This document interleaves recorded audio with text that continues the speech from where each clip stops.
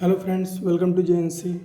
Friends, इस video में जो हमारे पास क्वेश्चन है उसमें हमें दो रेजिस्टेंस दे रखे हैं जिनकी लेंथ स्मॉल एल है और स्मॉल एल है।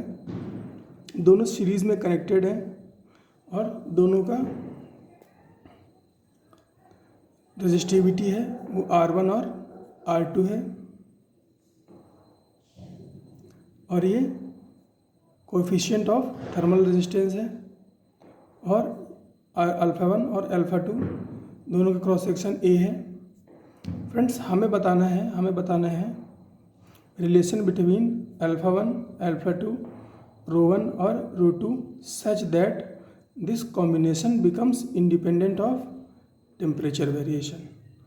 तो फ्रेंड्स, हमें रो 1 अल्फ़ा 1 और रो 2 अल्फ़ा 2 के बीच में रिलेशन बताना है जिससे कि ये जो कॉम्बिनेशन है रजिस्टर का वो टेम्परेचर इंडिपेंडेंट हो जाए। तो फ्रेंड्स, पहले आप इस क्वेश्चन को अपने से ट्राई कर लीजिए, उसके बाद आ जाइए मेरे सॉल्यूशन पे।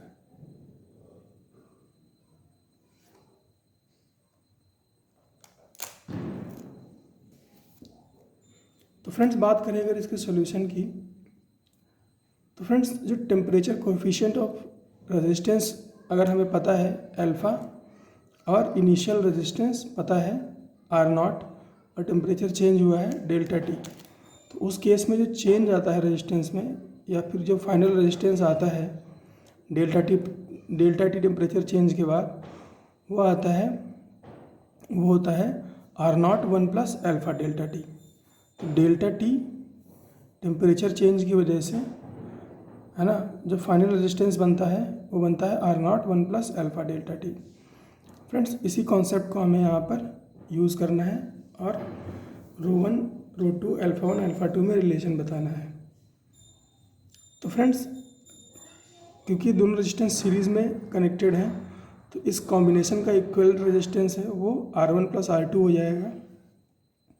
और friends, in case of temperature independence है ना, in case of temperature independence क्या होगा कि इस कॉम्बिनेशन का इनिशियल रेजिस्टेंस बराबर होगा कॉम्बिनेशन के फाइनल रेजिस्टेंस के।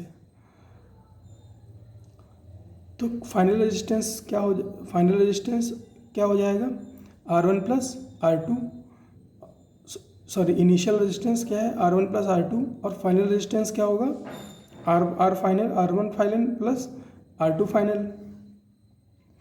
R1 फाइनल की अगर बात करें तो कितना लिखा आएगा R1 1 plus alpha 1 delta T और R2 फाइनल क्या लिखा आएगा R2 1 plus alpha 2 delta T और ये किसके बराबर होगा R1 प्लस R2 के। अब इसको रिजॉल्व कर लो तो ये क्या हो जाएगा R1 alpha 1 delta T plus R2 alpha delta T equal to R1 plus R2।